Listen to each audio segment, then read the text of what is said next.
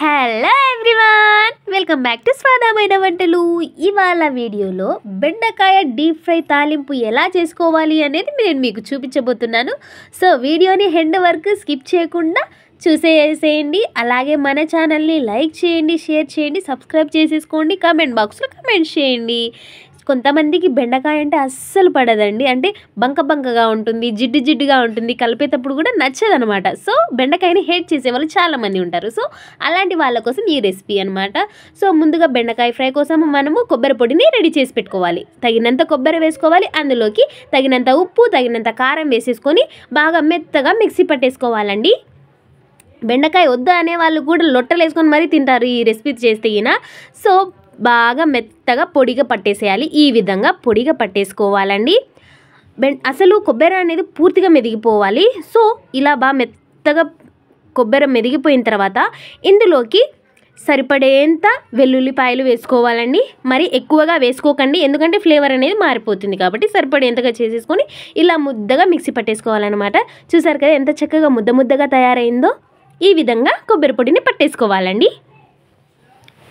పర్ఫెక్ట్గా సరిపోయింది. నెక్స్ట్ వచ్చేసి బెండకాయల్ని చాలా పలుచగా కట్ చేసుకోవాలండి. ఇక్కడ నేను ఏ విధంగా అయితే కట్ చేసి పెట్టుకున్నానో అంత పలుచగా బెండకాయల్ని కట్ చేసి పెట్టుకోవాలి. మందంగా పెద్దగా కట్ చేసుకోకూడదు. మామూలు కర్రీస్కి, చట్నీస్కి మనం ఎంత పెద్దగా కట్ చేసుకున్నామో అంత పెద్దగా కట్ చేసుకోకండి. చాలా పలుచగా చూసారు కదా ఈ విధంగా కట్ చేసుకోవాలండి బెండకాయలను అనేది. ఇప్పుడు స్టవ్ వెలిగించి ప్యాన్ పెట్టేసుకొని అందులోకి నూనె పోసేసుకోవాలండి. నూనె పోసేసుకున్న తర్వాత బాగా నూనె అనేది బాగా హీట్ ఎక్కిన నూనెలోకి మనము సన్నగా పలుచగా కట్ చేసి పెట్టుకున్న బెండకాయ ముక్కల్ని అందులోకి వేసేసుకొని బాగా ఫ్రై అవ్వనివ్వాలండి. నూనెలో అనేది చాలా బాగా వేగనివ్వాలి. ఈ బెండకాయలు కూడా మీరు పచ్చిగా ఉన్నప్పుడే దించేసుకోకండి. బాగా నేనేం చెప్పాను, డీప్ ఫ్రై అని చెప్పాను కదా, ఖచ్చితంగా తినేటప్పుడు ఆ బెండకాయ ఏంటంటే కరకరలాడుతుంది అనమాట, అంత బాగా ఉంటుంది. అట్లా మనము అంటే రోస్టెడ్గా చేసుకోవాలి బెండకాయలు అనేది. రోస్టెడ్గా అంటే మరీ ఎక్కువ రోస్టెడ్ చేసుకోకండి, ఎందుకంటే మరీ ఎక్కువ రోస్టెడ్ అయినా కూడా బెండకాయ అనేది నమిలేటప్పుడు మనకు చేదు కొడుతుంది. సో చేదుగా అవ్వకూడదు కాబట్టి కరెక్ట్గా కొంచెం ఒక మనకి అనిపిస్తుంది ఒక గోల్డెన్ కలర్కి మారగానే మనము వాటిని నూనెలో నుంచి తీసేసుకోవాలండి. సో చూసారు కదా, మనము వేసిన వెంటనే కలిపేసుకోవాలి. ఒకదానికొకటి బెండకాయ అంటే బంక కాబట్టి ఒకదానికొకటి అతుక్కొని ఉంటుంది. నూనెలో వేగంగా అది విడిపోతుందండి. చూసారు కదా, రాను ఇలా రంగు అయితే మారిపోతుంది అన్నమాట. మనకు అర్థమవుతుందండి ఏ రంగులో మనము దాని స్టవ్ అనేది ఆఫ్ చేసుకోవాలి, నూనెలోని తీసేసుకోవాలని మనకు అర్థమవుతుంది. సో చూసారు కదా ఈ విధంగా మారుతూ ఉంది. ఇంకొంచెం కలర్ వచ్చిన తర్వాత నేను తీసేసుకుంటానండి, ఎందుకంటే కొంచెం రోస్ట్గా గోల్డెన్ కలర్లో ఉంటే తినడానికి కూడా కరకరలాడుతూ చాలా బాగుంటుందన్నమాట. సో కరకరలాడే బెండకాయ ఫ్రై అనేది ఈరోజు చూపించబోతున్నాను నేను మీకు. సో కరకరలాడే బెండకాయ ఫ్రై తాలింపు అనమాట. సో చూసారు కదా ఈ కలర్లోకి వచ్చేసింది, గోల్డెన్ కలర్లోకి. ఇంతకి చాలండి. ఇప్పుడు నేను నూనెలో నుంచి బెండకాయలు అనేటిని తీసేసుకుంటున్నానండి. సో ఈ కలర్లోకి రాగానే తీసేసుకోవాలండి. మరీ ఎక్కువగా రోస్ట్ అయితే చేదు కొడుతుందని చెప్పాను కదా. సో చేదు రాకముందే మనం ఈ కలర్ గోల్డెన్ కలర్కి మారగానే బెండకాయలు అనేది నూనెలో నుండి తీసేసుకోవాలండి. చూసారు కదా మొత్తంగా ఒక్కటి కూడా లేకుండా మొత్తంగా తీసేసుకోవాలండి. చాలా పర్ఫెక్ట్గా చాలా టేస్టీగా వస్తుందండి. ఖచ్చితంగా మీరు ఈ విధంగా ట్రై చేసి చూడండి. మీ పిల్లలు కూడా వద్దు అని అనేవాళ్ళు ఈ టైప్ ఆఫ్లో చేస్తే చాలా చక్కగా తింటారు.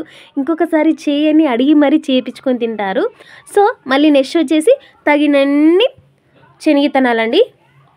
శనగిత్తనాలు కొన్ని ఎక్కువగా తినేవాళ్ళు ఎక్కువగా వేసుకోవచ్చు.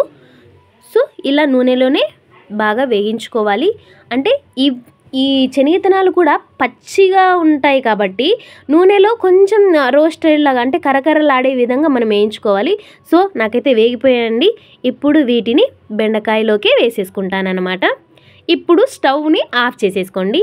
మళ్ళీ స్టవ్ అలానే ఆన్లో పెడితేగిన ఈ శనగిత్తనాలు అనేవి చాలా నల్లగా అయిపోతాయి అన్నమాట.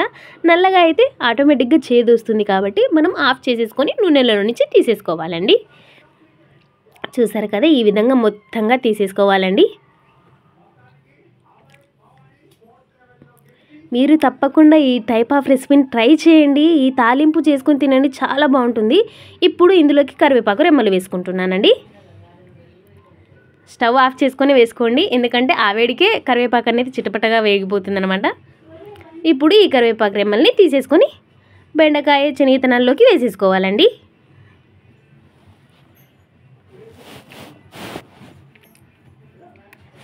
మొత్తంగా ఏమీ లేకుండా మొత్తంగా తీసేసుకోవాలండి.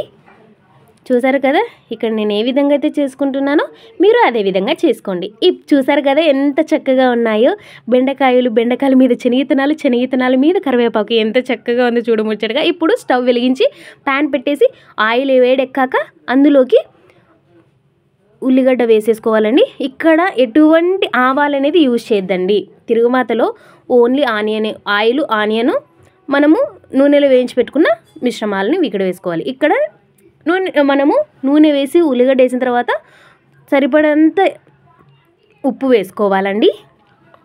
ఎక్కువగా వేసుకోకూడదండి, ఎందుకంటే మనం కొబ్బరి పొడిలో ఆల్రెడీ వేసుకున్నాము. ఇప్పుడు ఎర్రగడ్డను కూడా మీరు ఇట్లా రోస్టెడ్గానే చేసుకోవాలండి, ఎందుకంటే మనము ఆల్రెడీ బెండకాయను కూడా రోస్టెడ్ చేసుకున్నాం కాబట్టి ఎర్రగడ్డను కూడా రోస్టెడ్గా చేసుకోవాలి. ఇప్పుడు ఎర్రగడ్డ రోస్టెడ్ అయిన తర్వాత అందులోకి మనము నూనెలో వేయించి పెట్టుకున్న మిశ్రమాలన్నిటి ఇందులో వేసుకొని బాగా కలిపేసుకోవాలండి. చూసారు కదా ఈ విధంగా వేసేసుకొని బాగా కలుపుకోవాలండి. ఇలా బాగా కలిపి పెట్టుకున్న తర్వాత మనము ముందుగా కొబ్బరి పొడి తయారు చేసి పెట్టుకున్నాం కదండి, ఆ కొబ్బరి పొడి మిశ్రమాన్ని ఇందులోకి మొత్తంగా వేసేసుకొని బాగా కలుపుకోవాలండి. నేను కరెక్ట్ క్వాంటిటీకి ఎంత కావాలో అంతనే వేసుకున్నానండి పొడి అనేది.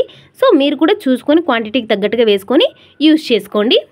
పొడి వేసిన తర్వాత ఇలా బాగా అంతా కలిపేలాగా అంతా కలిసిపోయేలాగా బాగా కలుపుకోవాలండి.